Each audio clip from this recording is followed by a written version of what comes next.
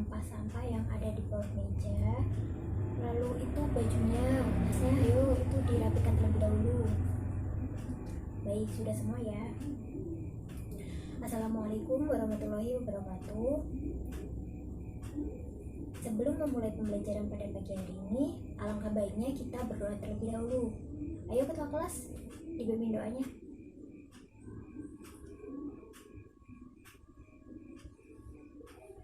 Alhamdulillahirobbilalamin.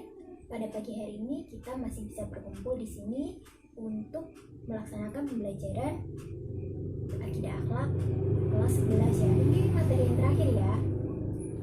Baik, sebelum kita masuk pada materi, Ibu absen terlebih dahulu ya.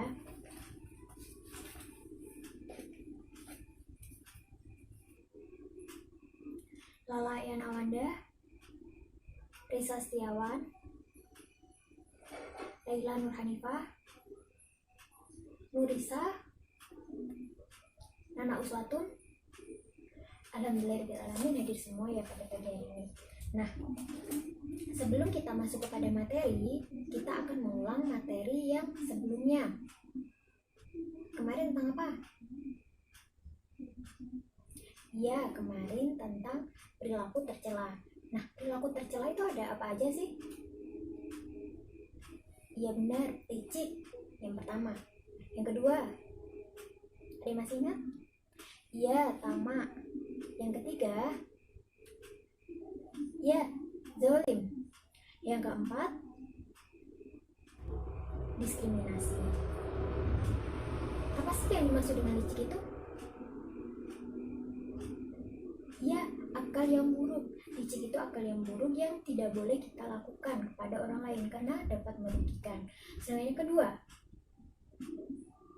ya, tamak. Tamak berarti cinta kepada dunia atau hanya cinta kepada hartanya.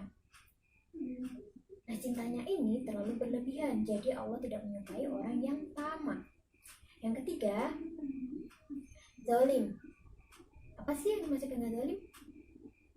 Meletakkan segala sesuatu yang tidak pada tempatnya. Jadi manusia yang zalim itu mempunyai ciri-ciri yaitu lemah imannya dan tetap ingin mempertahankan kekuasaannya. Sedangkan yang terakhir, ya, diskriminasi merupakan orang yang suka membeda-bedakan dari jenis kelamin, warna kulit, lalu golongan. Jadi miskin atau kaya itu dibeda-bedakan. Sebenarnya perilaku tercela ini tidak diperbolehkan karena dapat merugikan orang lain dan merugikan diri sendiri. Jadi untuk kalian jangan sampai melakukan perilaku tercela ini agar kalian tetap diridhoi oleh Allah Subhanahu wa taala. Nah, sebelum masuk pada pembelajaran, Ibu akan menyampaikan metode yang akan kita gunakan, yaitu tentang metode diskusi kelompok. Nah, pada metode diskusi kelompok ini, Ibu akan membagi kalian menjadi 3 kelompok. Jadi kelompok 1, kelompok 2, kelompok 3.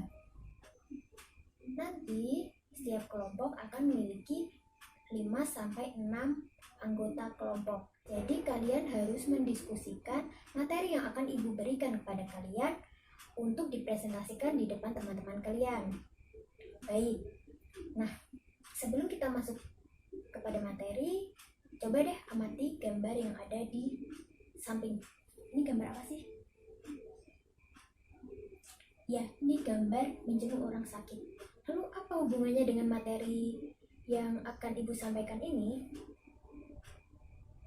Ya, ini masuk kepada materi bab yang terakhir, yaitu tentang menjenguk orang sakit sebagai cermin sikap peduli. Selanjutnya Ibu akan menjelaskan tentang tujuan pembelajaran pada materi menjenguk orang sakit sebagai cermin sikap peduli.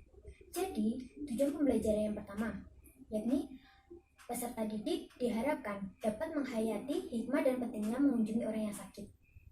Yang kedua, peserta didik diharapkan dapat mengamalkan sikap peduli, responsif, proaktif sebagai cermin pemahaman dari adab mengunjungi orang yang sakit. Yang ketiga, Peserta didik diharapkan dapat menganalisis adab dan hikmah mengunjungi orang yang sakit. Yang keempat, peserta didik diharapkan dapat menyajikan hasil analisis adab hikmah mengunjungi orang yang sakit.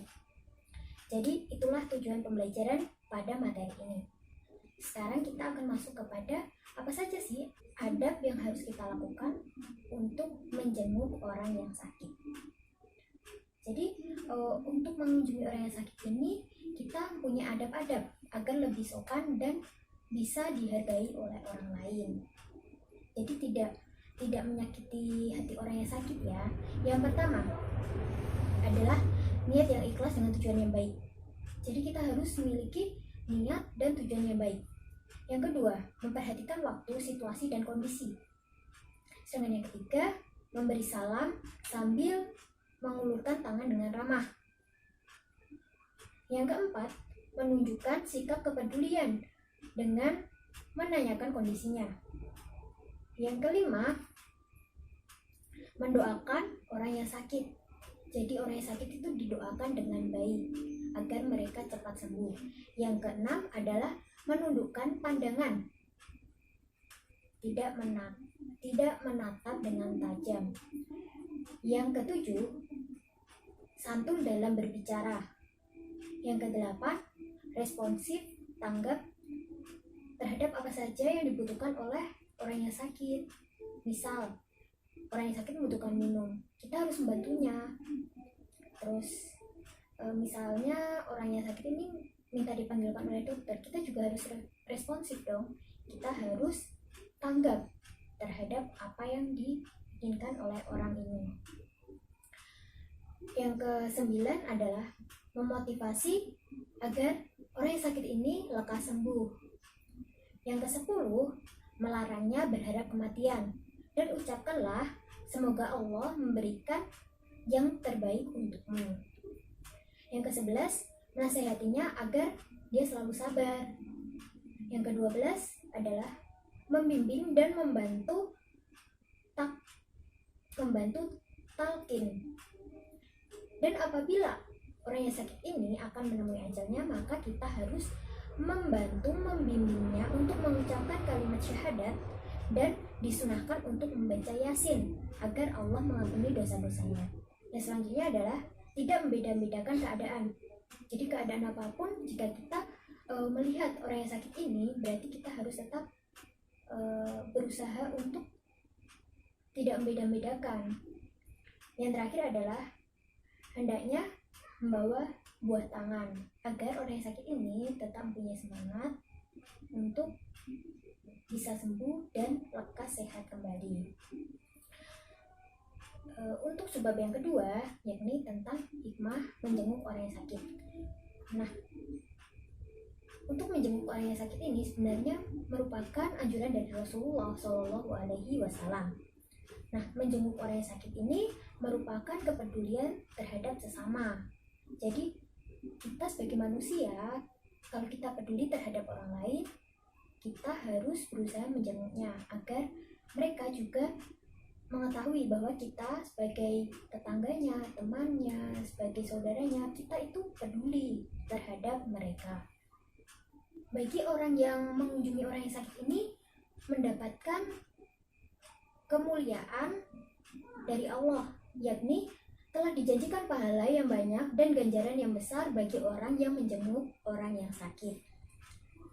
Nah, hikmahnya apa sih? Menjenguk orang sakit ini dapat menyadarkan kita bahwa kesehatan itu sangatlah penting. Yang kedua, dapat mensyukuri nikmat yang diberikan oleh Allah SWT, yaitu kesehatan. Yang ketiga, dapat memetik pahala dari Allah. Jadi kan kita sudah dijanjikan tadi oleh Allah bahwa kita akan mendapatkan pahala jika kita menjenguk orang yang sakit. Yang keempat adalah mendapatkan pujian dari Allah dan para malaikatnya. Yang kelima, akan mendapatkan doa agar hidup sentosa dunia maupun di akhirat. Yang keenam, menumbuhkan kesadaran peduli terhadap sesama manusia. Yang ketujuh, menjalin silaturahmi antara yang sehat dengan yang sakit. Yang kedelapan, meningkatkan kesadaran untuk selalu berbuat kebaikan kepada sesama. Selanjutnya, yaitu membantu mengurangi rasa sakit dan memberikan motivasi untuk sembuh kepada orang yang sakit. Yang ke-10, membahagiakan hati orang yang sakit. Nah, dari sini kan kita tidak ada ruginya ya. Kita bisa membahagiakan mereka, bisa memotivasi mereka, lalu bisa memberikan semangat agar mereka cepat sembuh dari sakitnya itu. Baik, selanjutnya kita akan berdiskusi ya. Ibu akan bagi kalian jadi 3 kelompok terlebih dahulu. Baik, silahkan berhitung. Sudah semua ya? Untuk kelompok yang pertama akan bahas tentang adab menjenguk orang yang sakit. Kelompok kedua akan menjelaskan tentang hal-hal yang dilakukan terhadap orang yang sakit yang akan meninggal. Yang ketiga, kelompok ketiga, yakni membahas tentang hikmah menjenguk orang yang sakit. Ibu akan beri waktu kalian selama 5 menit untuk mendiskusikan bab yang ibu berikan tadi. Jadi nanti ada perwakilan kelompok untuk maju dan menjelaskan kepada teman-temannya. Apabila ada yang ditanyakan, bisa ditanyakan dan kita bahas bersama-sama. Baik, diskusi bisa dimulai dari sekarang. Baik, sudah selesai? Nah, sekarang untuk kelompok yang pertama, boleh menjelaskan tentang adab menjenguk orang yang sakit. Baik, benar. Beri aplaus buat teman-temannya. Untuk yang kelompok kedua, silahkan. Baik, beri aplaus untuk temannya. Untuk kelompok yang terakhir, silahkan. Kelompok 3. Ya, beri aplaus buat teman-temannya. Dari diskusi kalian ini, berarti kalian sudah memahami ya bagaimana sih adab menjenguk orang yang sakit itu, apa saja hikmah yang dapat kita ambil jika kita menjenguk orang yang sakit. Siapa yang dapat menyimpulkan apa sih yang kita dapat dari materi ini? Ya, kita dapat mempunyai adab apabila kita menjenguk orang yang sakit. Lalu apa lagi? Ya, kita dapat mengetahui hikmah dari kita menjenguk orang yang sakit. Jadi, dari materi ini dapat disimpulkan bahwa menjenguk orang yang sakit ini tidak merugikan karena menjadi anjuran Rasulullah, dan Allah telah menjanjikan bahwa orang yang menjenguk orang yang sakit ini akan diberikan pahala yang berlipat. Kita sebagai orang yang sehat harus mengambil hikmah dari kita menjenguk orang yang sakit ini, seperti menjaga kesehatan, mengatur makanan, lalu memotivasi orang yang sakit, tidak membedakan, dan masih banyak lagi ya hikmahnya. Nah, sebelum ibu tutup, apakah ada pertanyaan? Alhamdulillahirrahmanirrahim, tidak ada pertanyaan ya. Ibu akan memberi tugas kalian untuk mengerjakan soal-soal yang ada di buku paket ya, karena minggu depan ibu akan mengadakan ulangan karena udah bab yang terakhir ya. Jadi jangan lupa untuk membaca dan mengerjakan agar kalian bisa saat mengerjakan ulangan. Sebelum menutup pembelajaran pada pagi hari ini, alangkah baiknya kita berdoa terlebih dahulu. Baik, ketua kelas silahkan dipimpin doanya.